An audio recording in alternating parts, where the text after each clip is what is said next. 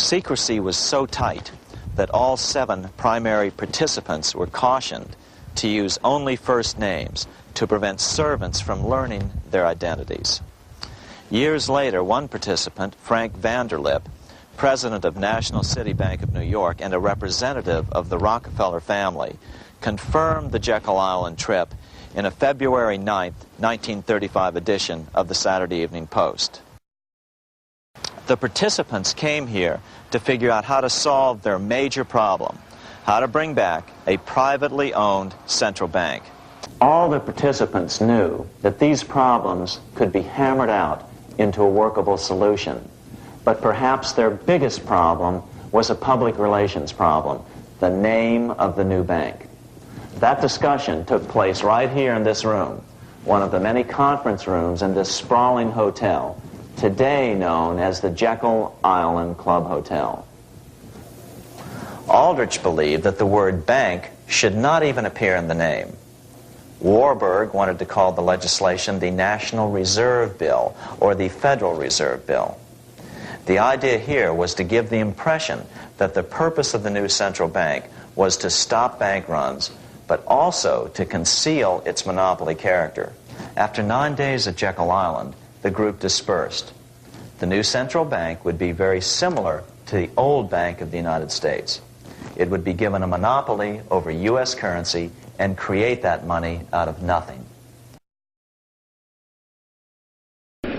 Like the pharaohs of ancient Egypt who built their empire with the help of a grand vizier, Queen Elizabeth II also has a grand vizier, serves as her most trusted advisor.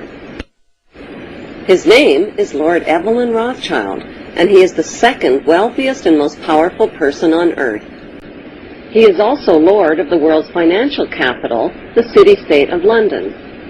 Lord Rothschild and his ring of power hide their identities behind 13 city council members who stand in as their representatives.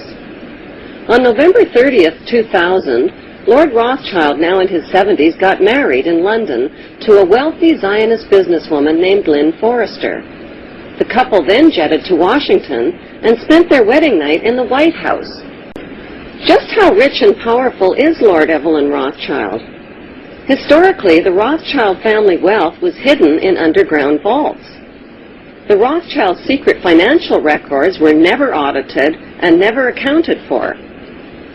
Their family-commissioned biographies give the illusion that their family fortune has dwindled, but researchers estimate their wealth at close to $500 trillion, more than half the wealth of the entire world.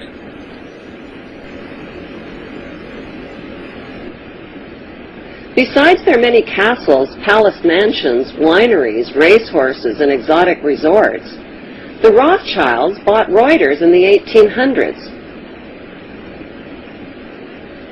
Reuters then bought the Associated Press, which selects and delivers the same news stories to the entire world, day after day. They have controlling interest in 3 major television networks and easily avoid media attention since they own it.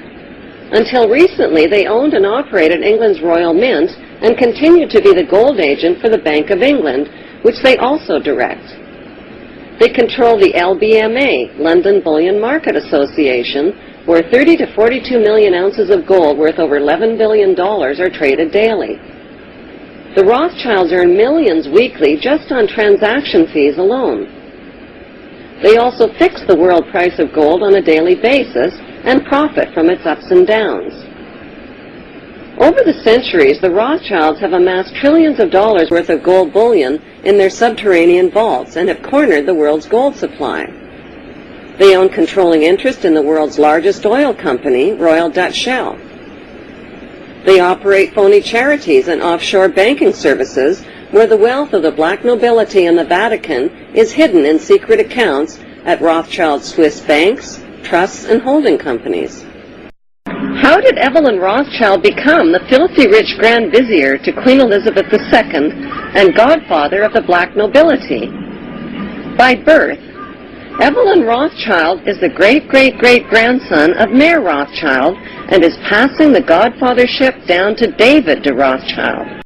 Although Evelyn Rothschild looks like a harmless gray-haired old man, make no mistake about it, Rothschild and his ancestors have handpicked presidents, crashed stock markets, bankrupted nations, orchestrated wars, and sponsored the mass murder and impoverishment of millions.